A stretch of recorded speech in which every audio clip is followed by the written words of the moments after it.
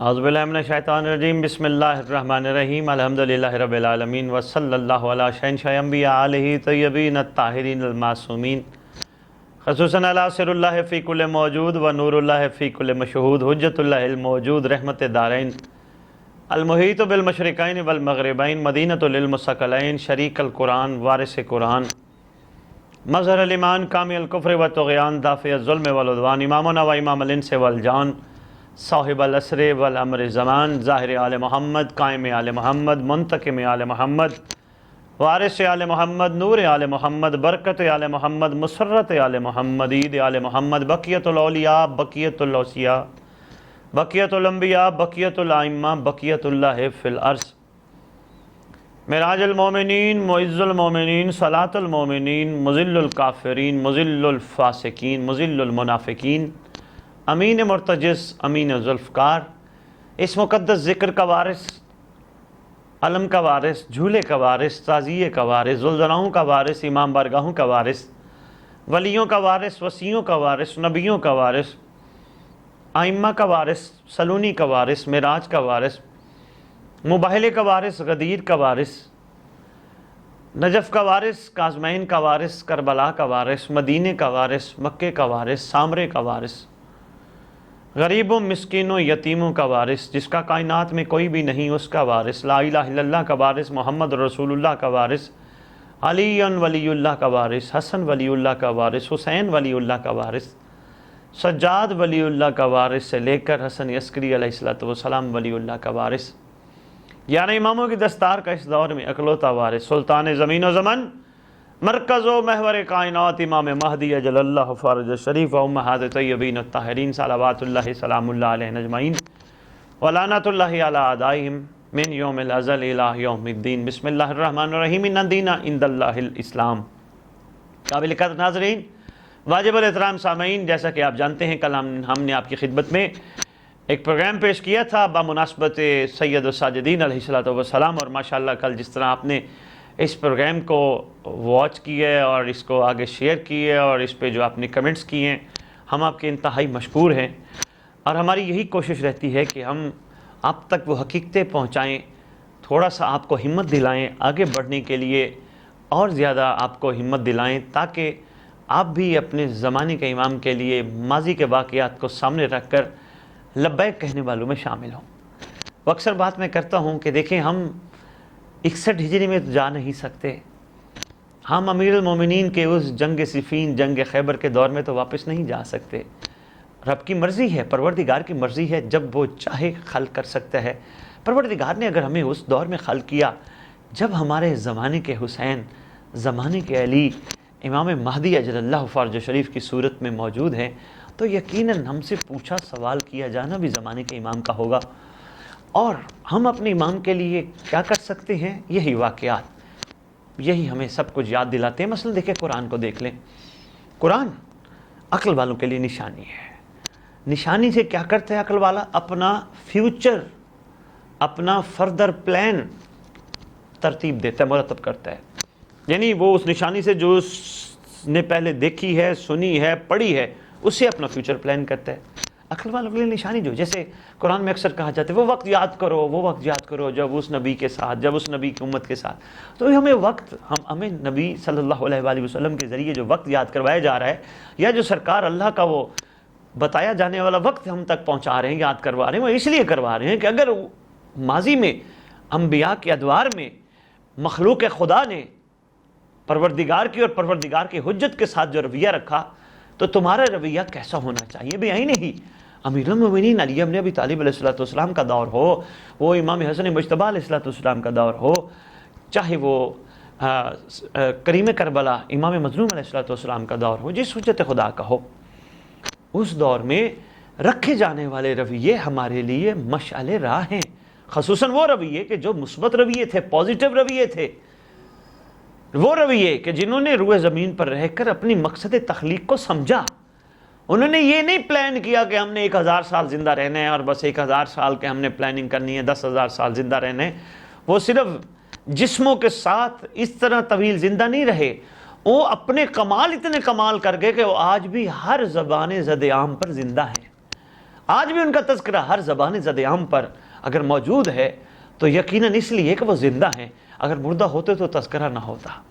تو بے عین ہی یہ وہ زندہ جو آج ہر زبان زد عام پر زندہ ہیں، وہ زندہ ہم لوگوں کو بھی زندگی دینا چاہتے ہیں۔ وہ چاہتے ہیں کہ ان کی بھی زندگی اسی طرح ہو جس طرح ہماری تھی، اور اس وجہ سے ہو یہ اپنے پروردگار کے اور پروردگار کے حجت کی معصیت نہ کرے۔ وہ ہمیں زندگی اللہ سے دلوانا چاہتے ہیں۔ رسول خدا صلی اللہ علیہ وآلہ وسلم کا دور دیکھتے ہیں، پھر امیر المومنین علی بن ابی طالب علیہ السلام کا دور دیکھتے ہیں، تو ان ادوار میں یا امام مظلوم علیہ السلام کا دور دیکھتے ہیں یا کسی بھی معصوم امام کا دور دیکھتے ہیں، تو یہ ذوات مقدسہ، جیسا کہ آج سرکار کی زندگانی کے حوالے سے چند گزارشات میں آپ کی خدمت میں پیش کرنے لگا ہوں، یا اس سید الساجدین علیہ السلام کا دور دیکھتے ہیں، تو ان کے ادوار میں بھی یہی نظر آتے ہیں، مخلوق خدا پر رحم، شفقت، عنایت، عطا، مخلوق خدا کو اللہ سے معافی دلوا کے دینا، مخلوق خدا پر شفقت کرنا، رحم کرنا، یہی نظر آتے ہیں۔ ان ذوات مقدسہ نے ایسا ہی کیا ہے، اس گھرانے نے، اس گھر اتر کے شہزادوں نے ہر دور میں یہی شفقت کی ہے مخلوق پر۔ یہی نہیں، دیکھیں کربلا ہے، چونکہ آج کل ایام کربلا کے حوالے سے چل رہے ہیں، میں ایک سوال کرتا ہوں آپ سے، اگر امام مظلوم علیہ السلام ان شہداء کو، اپنی اصحاب کو شامل نہ فرماتے تو کیا نعوذ باللہ امام کا مشن ادھورا رہ جاتا؟ قطعاً بھی نہیں۔ سرکار کا مشن تو پورا ہونا تھا، سرکار کا مقصد تو پورا ہونا تھا، تو پھر شامل کیوں فرمایا؟ صرف اس وجہ سے ثابت کرنا چاہتے تھے کہ ہم وجہ تخلیق کائنات ہیں، ہم مخلوق پہ رحم کرنا چاہتے ہیں اور اللہ سے رحم کروانا چاہتے ہیں، موقع دینا چاہتے ہیں۔ میں عینی موقع دیا، سرفراز کیا گیا۔ کیا سرفراز کیا گیا، کیا مقام اعلیٰ ان کو ملا کہ آج ہر زبان زد عام پہ ان کا تذکرہ ہے، ہر باضمیر حسینیوں کو سلام پیش کرتا ہوا نظر آتا ہے۔ اور کیا کمال ہے، کربلا کی سرزمین پہ بیٹھ کر امام مظلوم علیہ السلام نے حسینیوں کو سلام پیش کیا، السلام علیکہ یا اولیاء اللہ۔ کیوں سلام پیش کیا؟ صرف اس وجہ سے، ان کی وفا کی وجہ سے۔ جو سرکار ان پہ شفقت فرمانا چاہ رہے تھے، وہ شفقت سمجھ گئے، وہ مقصد سمجھ گئے، ورنہ وہ جنت لے کے چلے جاتے تو ان کو ایسا سلام نہ ملتا۔ یہ سلام وہیں بیٹھ کر سرکار کے قرب میں رہنے پر، وفا کا یقین دلانے پر ملا ہے۔ اور کیا کمال ہے، اکثر میں ممبر پہ ایک جملہ کہتا ہوں، پوری کائنات کہتی ہے سلام یا حسین، سلام یا حسین، سلام یا حسین، مگر امام مظلوم علیہ السلام کربلا والوں کو سلام کرتے ہیں۔ تو عاشق وہ ہیں جن کو خود امام سلام کریں، امام وہ ہیں جن کو پوری امت سلام کرے۔ یہ ہے کمال۔ کیا کمال تھا، یہی تھا، انہوں نے اپنا مقصد تخلیق سمجھا کہ اللہ نے ان کو بھیجا کس لیے تھا؟ اطاعت کے لیے، اطیعوا اللہ واطیعوا الرسول واولی الامر منکم۔ انہوں نے وہ کمال اطاعت کا معیار کر دکھایا، اور کربلا کے عاشقوں نے اولی الامر کی اطاعت کر کے ثابت کیا کہ اولی الامر وہ ذات ہوتی ہے جس میں رسول بھی چھپا ہوتا ہے، جس میں اللہ بھی موجود ہوتا ہے، کیونکہ وہ اللہ کے مقصد اعلیٰ کے لیے نکلتا ہے، اس کا اپنا مقصد نہیں ہوتا، خدا کے دین کے لیے نکلتا ہے۔ تو انہوں نے یہ ثابت کر دکھایا، اور کیا کمال ثابت کیا کہ انعام دنیا بھی لے گئے اور انعام آخرت میں بھی بڑا کمال کا ہے۔ دنیا میں بھی ہمارے آباء و اجداد کے آباء و اجداد سب ان پہ سلام پیش کرتے ہیں۔ ہمارا سلام ہو آپ پہ اے اللہ کے ولی، السلام علیکہ یا اولیاء اللہ، السلام علیکہ یا انصار اللہ، اے اللہ کے ناصر ہو تم پر ہمارا سلام۔ یہ بھی ایک بڑا طویل گفتگو کا موضوع ہے، السلام علیکہ یا انصار اللہ۔ بس یہ جو میری پہلی بات اگر سمجھ آ گئی کہ آتی اللہ واطیع رسول سمجھ آ گئی، آتی اللہ سمجھ آ گئی، تو یہ مشکل نہیں ہوگا السلام علیکہ یا انصار اللہ کا مقصد کیا ہے، مطلب کیا ہے۔ یہ معیار ہے، یہ حقیقتیں ہیں، ہمیں ان سے پردہ پوشی نہیں کرنی، ہمیں ان پہ غور کرنا ہے، ہمیں ان پہ فکر کرنا ہے، ہمیں بیٹھ کے اس پہ گفتگو کرنی ہے، اپنے گھر میں بیٹھ کے، پہلے اپنے گھر والوں کے ساتھ، اپنے خواتین کے ساتھ، اپنے بچوں کے ساتھ، اپنے بھائیوں کے ساتھ بیٹھ کے اس پہ گفتگو۔ ہمارے پاس ٹائم گھر میں ہوتا ہے نا، بجائے ہم اس کے ٹی وی پہ ٹائم ضائع کریں، ہم ادھر ادھر کی باتوں پہ بیٹھ کے ٹائم ویسٹ کریں، ہمیں ان باتوں پہ گفتگو کرنی، تاکہ ہم گفتگو جب کریں گے بہت ساری چیزیں ہمارے سامنے آئیں گی کہ ہاں بھی واقعتاً حقیقت اس میں تو کچھ اور چھپا ہے، حقیقتیں تو کچھ اور ہے۔ کل میں آپ کی خدمت میں عرض کر رہا تھا، ہے ہماری درسگاہ کربلا، تو کربلا درسگاہ ہے، تو درسگاہ سے تو درس لیا جاتا ہے۔ جب ہم اس درس پہ غور کرنے کی کوشش کریں گے تو ہمارے سامنے بہت ساری رائیں کھل جائیں گی، ہم جب بیٹھ کے ڈسکس کریں گے۔ اور جس طرح میں اکثر عرض کرتا رہتا ہوں، قرآن کی کم از کم 10 آیتیں ہمیں روز کی بنیاد پہ ترجمے کے ساتھ پڑھنی چاہیے۔ بہت ساری چیزیں کھلتی ہیں، بہت ساری ذہن کی بندگنیں کھلتی ہیں جب قرآن کی ہم آیاتوں کو ہم सामित कुरान की आयतों को पढ़ना शुरू करेंगे तो हमें नाते के कुरान की हकीकतें पता करने लगना शुरू हो जाएंगी। कुरान तारीफ़ किसकी करता है, ये सारी चीज़ें हमारे सामने आना शुरू हो जाएंगी। तो इसी ज़मन में जैसा कि आप जानते हैं आज का दिन सरकार की शहादत के हवाले से मंसूब है, और माशाल्लाह मवालिया ने, हैदर करार आज़ादाना ने, इमाम मज़लूम जगह जगह बैठ के ये सुनते ही मसाइब हैं, रोने के लिए जाते हैं और दिल भरा होता है। यकीनन दिल करता है इन पर रोया जाए, रोया ज़रूर जाए, लेकिन इनकी फ़रामीन और इनके मकासद को समझने की कोशिश भी ज़रूर करनी चाहिए, वरना फिर रोना हमारा सवाब का बायस तो बन सकता है, रोना हमारा इनके कुर्ब का बायस नहीं बन सकता। वो बच्चा बाप का मोती कहलाता है जो बाप का कहना मानता हो। वो बच्चा बाप के लिए काबिल फ़ख्र और बायस फ़ख्र कहलाता है जो बाप का कहना मानता हो। जो बाप का कहना ना मानता हो, माज़रत के साथ वो बच्चा मोती और काबिल फ़ख्र नहीं कहला सकता। तो हमें इंशाअल्लाह इसी ज़िम्मन में आज मैं सरकार का एक फ़रमान आपके सामने रखता हूँ। इमाम साजिदीन, मैंने कल आपकी खिदमत में अर्ज़ किया था, अबुल हसन सरकार का लक़ब है। अबुल हसन, अबू मोहम्मद ये सरकार की कुनियत है। तो इसी ज़िम्मन में सरकार ने जो एहसान फरमाया, इमामुल आबिदीन अलैहिस्सलातु वस्सलाम ने जो करम फरमाया, जो शफ़क़त फरमाई, सरकार फरमाते हैं, आगाह रहो हर बंदा की 4 आँखें हैं। आगाह रहो हर बंदा की 4 आँखें, हर इंसान की। फरमाते हैं 2 आँखें वो हैं जो ज़ाहिरी आँखें हैं, जिससे वो अपने दीन और दुनिया के अमूर को देखता है, और बाकी 2 आँखें हैं उसकी बातनी आँखें हैं, दिल की आँखें हैं, और वो अपनी आखिरत के अमूर को देखता है। अब यहाँ जो सरकार ने सबसे पहला तो ये एहसान फरमा दी, हर इंसान की 4 आँखें हैं। ये कितनी बड़ी बात फरमा दी, बहुत कम हम सबको पता है, 4 आँखें। अब फरमाते हैं जब खुदा किसी बंदा की खैर ख्वाही चाहता है तो उसके लिए उसके दिल की दोनों आंखें खोल देता है, ताकि वो इन आंखों के ज़रिए हकीकत और आखिरत को देख सके। अब खुदा किसकी खैर ख्वाही चाहता है? वो डॉक्टर इकबाल का शेर का एक मिसरा है ना, खुदा बंदे से खुद पूछे बता तेरी रज़ा क्या है। ये वो वाली बात है, यानी कुछ करोगे तो कुछ मिलेगा। हाथ पे हाथ रख के बैठ जाओ और कहो मेरे ऊपर इनायात खुदाबंदी हो, तो मुमकिन नहीं है। हमें अमल करना होगा। मैं फ़र्ज़ करो एक छोटी सी बात करता हूँ, मैं कहता हूँ जी सुबह की नमाज है, इतने बजे पढ़ी जाती है, और सबसे पहले उसमें गुस्ल किया जाता है, गुस्ल का टाइम ना हो तो वज़ू किया जाता है, वज़ू करने के बाद मुसल्ले पे खड़ा हुआ जाता है, मुसल्ला काबे की तरफ रुख करके बिछाया जाता है, फिर उसमें नियत की जाती है, मैं 2 रकात पढ़ रहा हूँ, नियत के बाद फिर पहले अल्लाहु अकबर कह के अलहम्दुलिल्लाह पढ़ी जाती है, फिर कोई दूसरी सूरत पढ़ी जाती है, फिर रकू किया जाता है, फिर सजदा किया जाता है, इसी तरह फिर दूसरी रकात है, उसमें कनूत का इजाफा होता है, फिर तशहद होता है, इजाफा होता है, फिर नमाज ख़त्म हो जाती है। ईमान से बताओ कोई अक्लमंद बंदा तस्लीम करेगा कि मैंने नमाज पढ़ ली? वो कहेगा कहाँ पढ़ी है? तो ज़बानी कलामी मैं नमाज की सारी बातें आपकी खिदमत में अर्ज़ कर दूं, जब तक मैं वो अमूर सर अंजाम ना दूं कि जिसका हुक्म है मैं अमल के साथ ना पढ़ सकूं, मेरा नमाज पढ़ने का कोई फ़ायदा नहीं, बेआई नहीं। ये भी है, अमल से ज़िंदगी बनती है, जन्नत भी जहन्नम भी, अमल। इसी ज़िम्मन में सरकार फरमाते हैं जब खुदा किसी बंदा की खैर ख्वाही चाहता है, तो ये बड़ा एक अहम टॉपिक था, अहम मौजू था और अहम तरीन बात थी। खुदा किसकी खैर ख्वाही चाहते हैं? जो अपनी खैर ख्वाही खुद चाहे, जो तलबगार हो, जो अपने आप को खाली समझ। तो मैं अक्सर एक मिसाल दिया करता हूँ कि फ़कीर हो, खैरात मांगने निकला हो, अपना कासा आगे करके खड़ा हो जाए, जी इसमें कुछ डाली और कासा वो भरा हुआ हो, उसका वो प्याला, उसका वो कासा, उसका वो बर्तन भरा हुआ हो, उसमें पैसे ही पैसे, सिक्के सिक्के। ईमान से बताओ मैं और आप, कोई बंदा अकाकिल बंदा उसको कुछ देना पसंद करेगा? कभी भी नहीं। भाई इसके पास तो पहले ही मौजूद है। कब मिलेगी खैरात? जब हम खाली हाथ, यानी हम ये करें कि हमारे पास कुछ भी नहीं, हम जो भी अमल कर रहे हैं ये भी कुछ भी नहीं, हम खाली हैं। तो हम कहते भी नहीं, हर नमाज के सजदे के आखिर में कहते नहीं हनो अब्दा का ज़ईफ़ अज़लील अलहकीर? क्या मतलब है इसका? पूछिए उलमाए कराम से, वाजिबुल एहतराम से पूछे तर्जुमा क्या है। जलील कौन होता है, हकीर कौन होता है? ज़बानी कलामी ज़ईफ़ ज़लील हकीर, या वाक़ईतन हकीकतन हम ज़ईफ़ और ज़लील और हकीर हैं?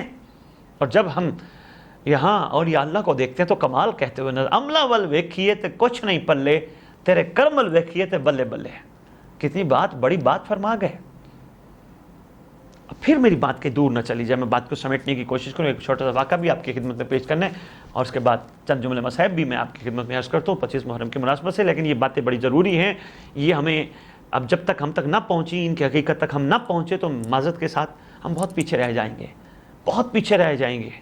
ہمیں تھوڑا آگے چلنا ہوگا، ہمیں اپنی روحانیت مضبوط کرنی ہوگی، ہمیں اپنے آپ کو مضبوط کرنا ہوگا، ہمیں بجائے دنیا کے عیب دیکھنے کے اپنی ذات کے عیب دیکھنے ہوں گے۔ میں کون ہوں، میں کیا ہوں، میں کہاں سے آیا ہوں، میں نے کہاں جانا ہے، میرا مقصد کیا ہے۔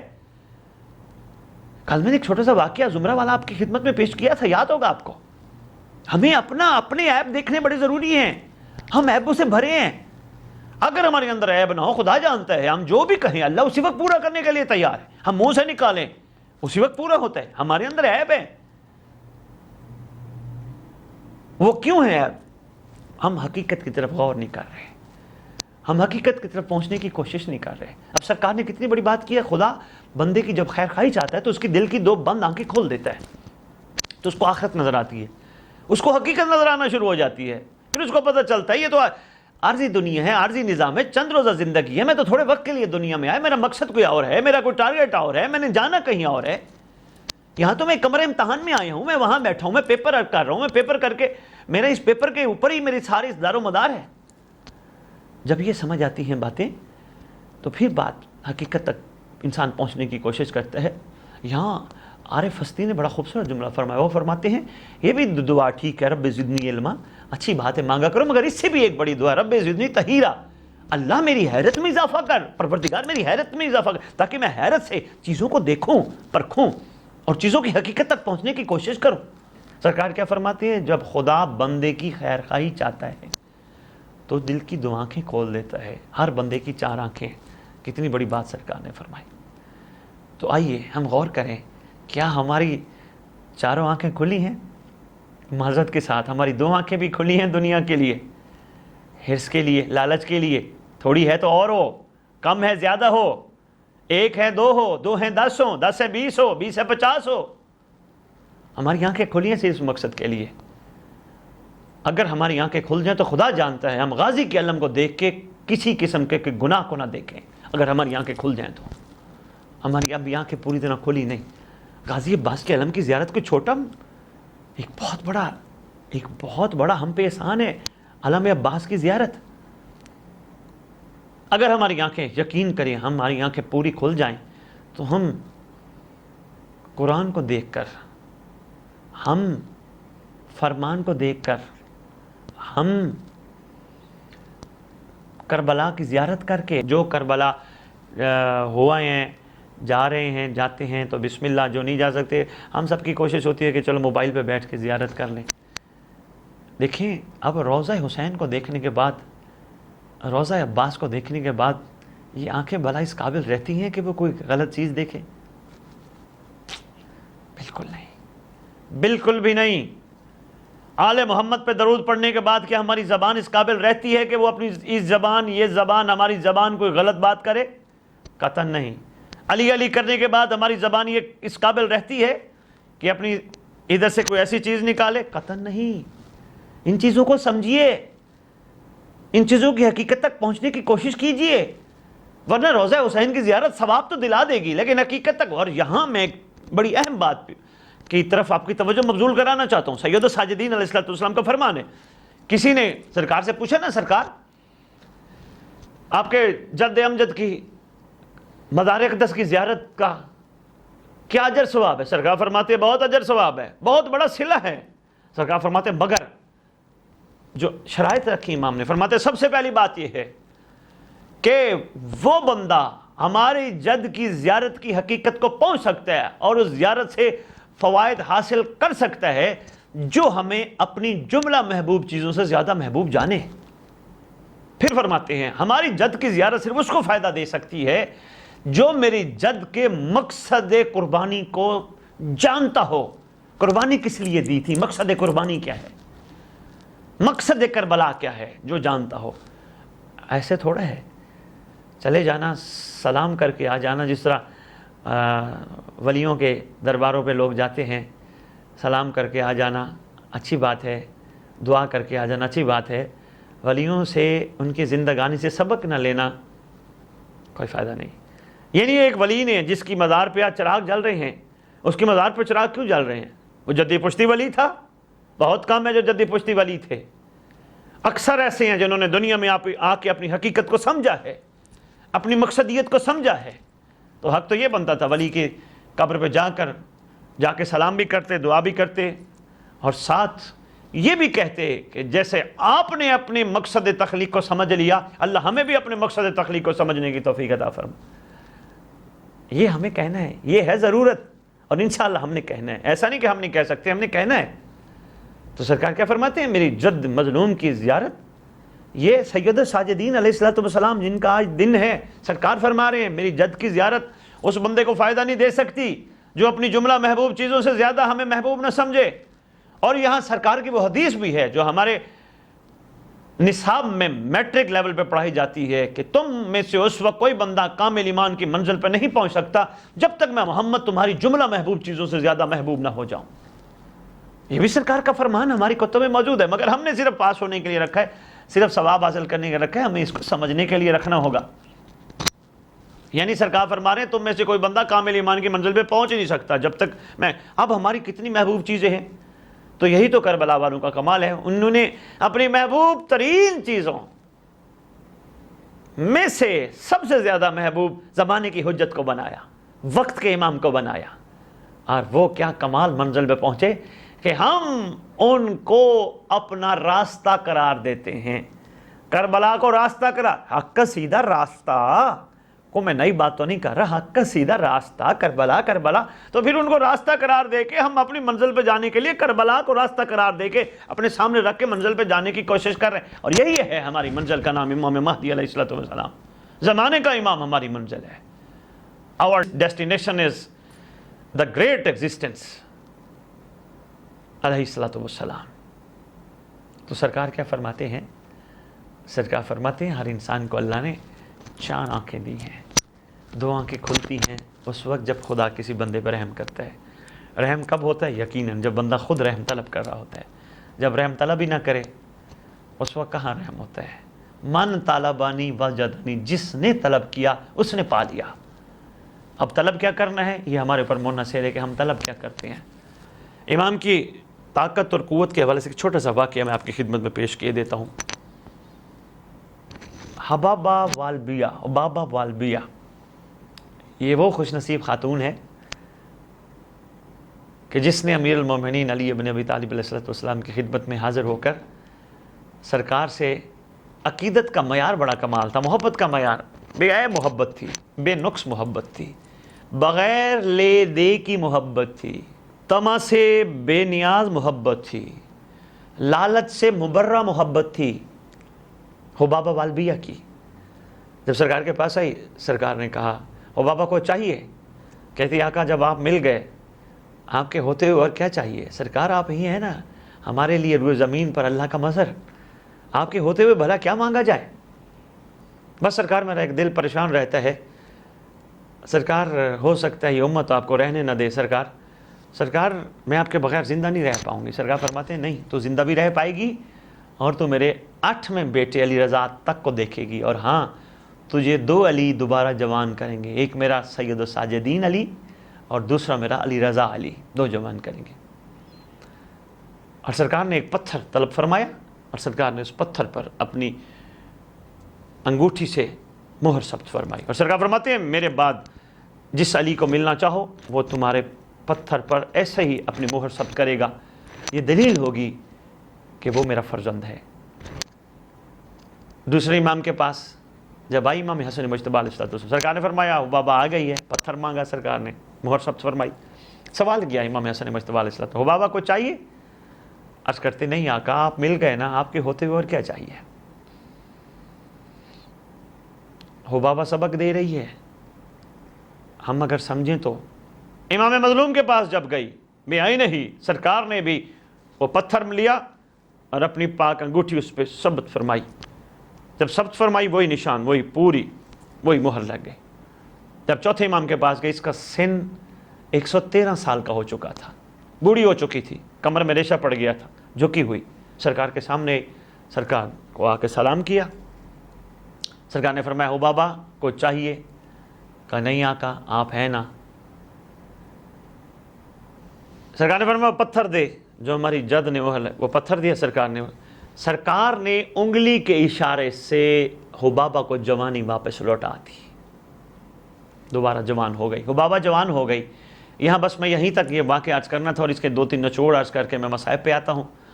یقین جانیے حبابہ ہم سب کو سبق دے گئی، علی کی محبت بھی کمال ہے، مگر علی کی محبت اس وقت کمال کو پہنچتی ہے جب علی کا کوئی نہ کوئی علی بیٹا موجود ہو، اور علی کے علی بیٹے کی محبت کو بھی وہی علی کی محبت سمجھا جائے، وہی معیار دیا جائے۔ مثلا امیر المومنین علی ابن ابی طالب علیہ السلام کی آج ذات گرامی قدر موجود ہوتی تو ہمارا رویہ یا علی سے کیسا ہوتا؟ اگر امام حسین علیہ السلام آج موجود ہوتے تو ہمارا رویہ مولا سے کیا ہوتا؟ ہمارے زمانے میں مہدی موجود ہے، ہمارا ان سے کیا رویہ ہے؟ بہت بڑا سبق۔ دوسرا سبق، ویسے تو بہت سارے نقطے ہیں اس میں بھی، لیکن دوسرا نقطہ، امام وقت علی کل شیء قدیر کا روئے زمین پر مظہر ہوتا ہے، اللہ کی برگزیدہ ہستی ہوتا ہے روئے زمین پر، خدا کی مخلوق کے لیے خدا کی بارگاہ میں معافی دلوانے والا ہوتا ہے، خدا سے نعمتیں مخلوق خدا پر برسوانے والا ہوتا ہے، روئے زمین پر موجب کائنات ہوتا ہے، حیات کائنات ہوتا ہے امام وقت۔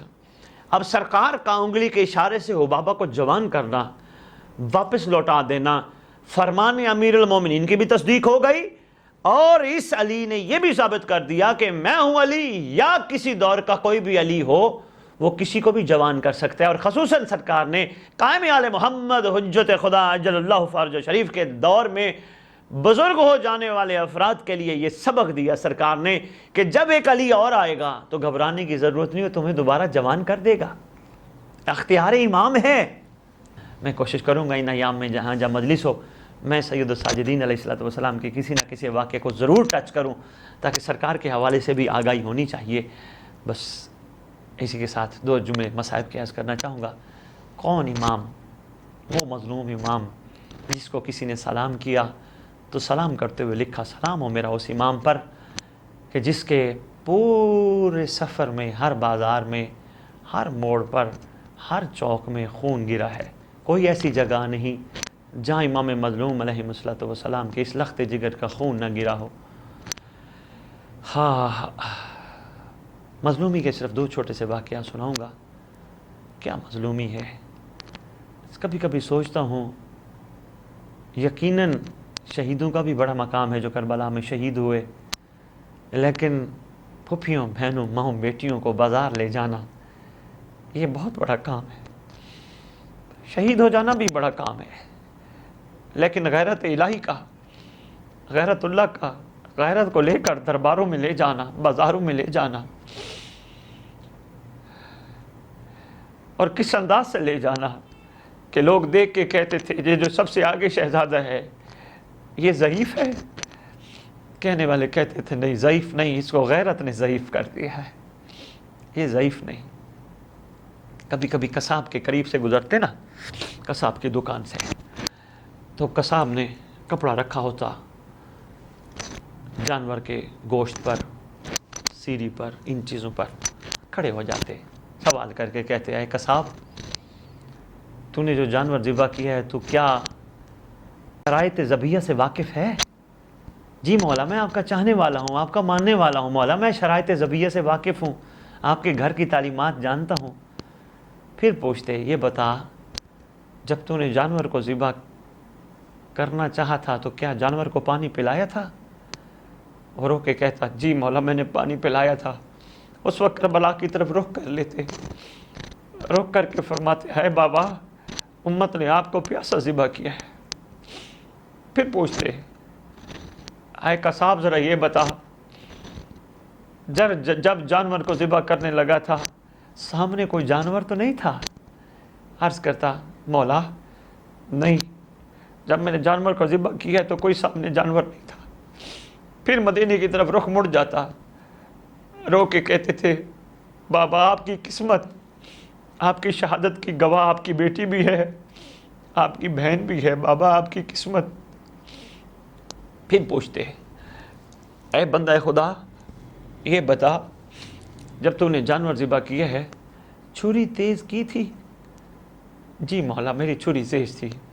फिर रुख मुड़ जाता, रोते रहते काफ़ी देर, रो रो के कहते बाबा शिमर तो आपको कुंद छुरी से ज़िबा करता रहा। एक दफ़ा गुज़र रहे थे, मज़लूमी देखें, छोटी सी मस्जिद मदीने की, रास्ते में एक बंदा छोटे से बर्तन में पानी लेके वज़ू कर रहा था। खड़े हो गए, खड़े हो कहते हैं पहले रोना शुरू कर दिया, गिरिया किया। बंदा खड़ा हो गया, घबरा गया, इमाम रो रहे हैं। अर्ज़ करता है हाथ बांध के, मौला मेरा वज़ू गलत था? फरमाते हैं नहीं, तेरा वज़ू ठीक था। मौला मेरे से कोई गलती हो गई? फरमाते हैं नहीं, तुझसे गलती कोई नहीं हुई। मौला आपने गिरिया पसंद फरमाया? रो के कहते हैं ऐ बंदा खुदा, तो क्या जाने जितने पानी से तो वज़ू कर रहा है, उम्मत ने ज़िंदान में इतना ही पानी मुझे दिया था और कहा था सज्जाद आपकी मर्ज़ी, जो बहन दुनिया से चली गई है उसके गुस्ल के लिए पानी इस्तेमाल करो या पानी पियो। आइए मिल के पुरसा देते हैं इस मज़लूम के वारिस को, इमाम ज़माना अजलल्लाहु फ़रज शरीफ को। यकीनन हमारे माशरे का रिवाज है कि कहीं दुनिया से कोई चला जाए, अफसोस जब करते हैं हम वारिस से मिलते हैं। आइए सैयद साजिदीन के उस मज़लूम इमाम के मज़लूम बेटे को पुरसा देते हैं। मौला तेरी जद का बड़ा अरमान है, तेरे सैयद सज्जाद की दर्दनाक शहादत का बड़ा अरमान है। और ये भी माशरे का रिवाज है, जब हम किसी से अफसोस करने जाएं लाजमी उससे मिलते हैं जिनका वो वारिस हो, और साथ ये कह के वहाँ से आते हैं मेरे लायक कोई हुक्म हो मैं हाज़िर हूँ। आइए मवालियान हैदर करार हम सब मिल के अपने इमाम से, इमाम की खिदमत में अर्ज़ करें, मज़लूमों का वारिस, करबला वालों का वारिस, सैयद साजिदीन की शहादत का वारिस, मौला हमारे लायक कोई हुक्म हो हम हाज़िर हैं। मौला आप ज़हूर कीजिए, मौला हम आपका साथ देने के लिए तैयार हैं। अल्लाहुम्मा सल्ली अला मुहम्मदिन व आले मुहम्मद वाज्जिल फ़रजहुम बिक़ाइमिहिम अजलल्लाहु फ़रज।